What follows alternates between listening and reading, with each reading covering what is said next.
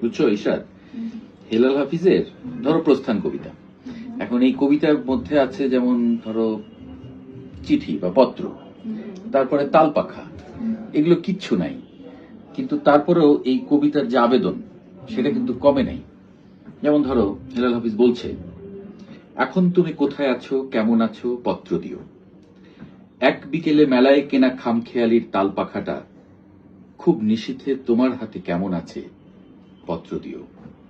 ক্যালেন্ডারের কোন পাতাটা আমার মতো খুব ব্যথিত, ডাগর চোখে তাকিয়ে থাকে তোমার দিকে, পত্র দিও। কোন কথাটা অষ্টপ্রহর কেবল বাজে মনের কানে, কোন স্মৃতিটা উস্কানি দেয় ভাসতে বলে প্রেমের বাণে, পত্র দিও, পত্র দিও।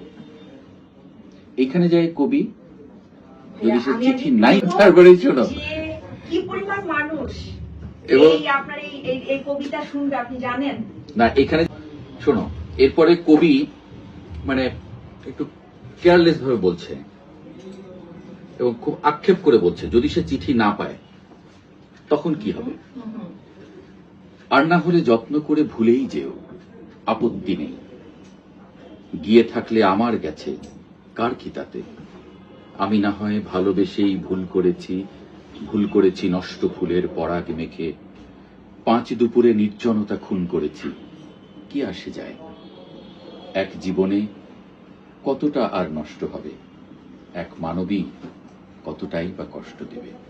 এটা হেলাল হাফিজের একেবারে নিজের। দেখো যে সারা জীবন কিন্তু লোকটা কষ্টই করে গেছে ওই এক মানবীর জন্য, না? দেখো, কিন্তু সে কিন্তু কখনোই তার যে প্রেমিকা বা প্রেয়সী, যাকে সে সবচেয়ে ভালোবাসে, তাকে কিন্তু ব্লেম করে নাই। পুরো কবিতার মধ্যেও ব্লেম করে নাই। সে এখানে বলছে আপত্তি নেই, মানে তুমি যদি চিঠি নাও দাও আমাকে, যদি তুমি মনে নাও করো। দেখেন কত সুন্দর আন্ডারস্ট্যান্ডিং, তাই না ভাইয়া? এখনকার কিন্তু এই আন্ডারস্ট্যান্ডিং পাবেন না, সবাই একজন একজনকে শুধু দোষ দিয়ে যায়, কিন্তু না, কি সুন্দর বোঝাপড়া, মানে এই ব্যাপারটা আসলে ভালো লাগে। যাই হোক মাহবুব ভাই, যাই হোক, আমার ম্যানেজের টাইম হয়ে গেল।